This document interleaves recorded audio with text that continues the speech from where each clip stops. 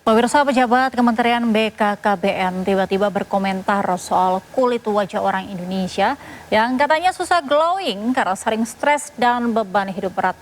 Nah, kira-kira benar tidak ya klaim tersebut? Berikut informasinya untuk Anda.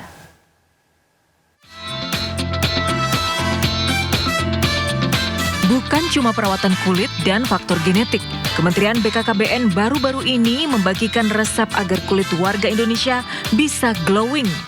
Resep apakah itu? Sekretaris Utama BKKBN Budi Setiono menyebut kulit orang Indonesia susah glowing karena stres dan beban hidup berat. Beda dengan negara seperti Jerman Barat dan Korea Selatan yang warganya glowing karena lebih sejahtera. Sementara Kepala BKKBN Wihaji berpendapat kulit wajah glowing bisa didapat dengan cara hidup optimis dan terus berpikir positif. Ya, semua yang diperintahkan Pak Presiden dalam kerangka menaikkan indeks kebahagiaan, insya Allah akan baik-baik saja. Percaya sama saya, Indonesia ini akan baik-baik saja, tidak gelap. Pemirsa, kata BKKBN, warga Indonesia sulit dapetin kulit yang glowing karena stres dan beban hidup yang berat. Bener gak ya?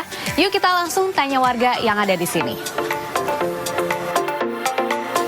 Misi Ibu, maaf ganggu waktunya. Aku boleh nggak sih nimbrung ngobrol bareng? Boleh ya? Terima kasih. Mbak. Aduh, Ibu pengen nanya dong. Mau kulit glowing nggak? Mau dong. Mau ya? Mau banget. Mau banget. Tapi kata BKKBN nih, katanya kalau kulit glowing itu bisa dapetin kalau lagi nggak stres. Berarti Ibu bisa nggak? Kalau ibu-ibu mah banyak ya. Kita stres banyak banget. Kalau mau dibikin stres mah emang stres ya. Cuman kalau saya sih kok pertama stres mah karena anak sekolah. Kita pikir mau dapat negeri, ternyata swasta harus bayar kan. Lah itu salah satunya. Ya banyak ya kita mah kehidupan ibu-ibu ya kan, sehari-hari makan buat masak, belanja apa. Sembako mahal, kan. Kebutuhan tuh banyak ya, terutamanya ya buat sehari-hari. Iya betul, makan. Jadi nggak sempat buat skincarean. Kalau ada duit lebih mungkin ya. Oke deh Ibu, makasih.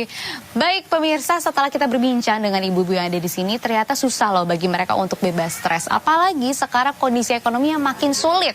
Contohnya harga sembako naik, semuanya mahal. Apalagi sekarang lagi musim PHK. Jadi makin susah dan makin sedih kalau misalkan ada anggota keluarga kita yang kena PHK. Ayo, pemerintah bisa bantu apa nih untuk para ibu biar bisa bebas stres dan kulit mereka biar glowing? Dari Jakarta, Jessica Winoto, Pandu Priyo, Rama Romadona, iNews melaporkan. Pemerintah bisa bantu apa ya agar warga tidak stres? Nah, karena kenyataannya meski angka kemiskinan Indonesia turun per Maret, tapi PHK merajalela dan pengangguran tembus 7,28 juta. Badan Pusat Statistik mengumumkan data kemiskinan di Indonesia menurun. Jumlah penduduk miskin di Indonesia per Maret 2025 sebanyak 23,85 juta orang, turun tipis dibandingkan Maret 2024 25,22 juta. Data kemiskinan BPS jauh berbeda dengan data Bank Dunia yang menyebut 194,4 juta atau sekitar 68,2 juta warga Indonesia hidup di garis kemiskinan. Perbedaan data kemiskinan yang mencapai 8 kali lipat menjadi sorotan. Publik mempertanyakan definisi kemiskinan BPS. Sudah hampir 5 dekade, BPS menggunakan pendekatan pengukuran kemiskinan berdasarkan pengeluaran komponen konsumsi yang dianggap tidak lagi sesuai dengan kondisi ekonomi saat ini. Tim Liputan iNews melaporkan. Sementara itu, Badan Pusat Statistik menyatakan beras sebagai penyumbang kemiskinan terbesar. Berikut hasil survei yang dikeluarkan BPS.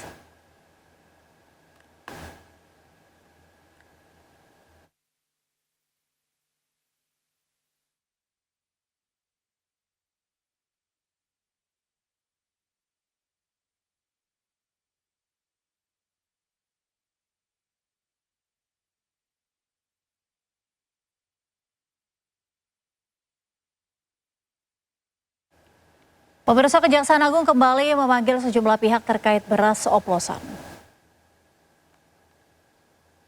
Kejaksaan Agung menindaklanjuti arahan Presiden untuk menyelidiki dugaan beras oplosan yang beredar di masyarakat. Kejagung memanggil 6 produsen beras yang produknya telah beredar di pasaran. Hari Selasa 2 perusahaan hadir untuk memenuhi panggilan pemeriksaan. Sementara Menteri Pertanian Amran Sulaiman menyebut total jumlah merek beras oplosan yang dilaporkan ke aparat kepolisian sebanyak 212 merek telah naik ke tahap penyidikan.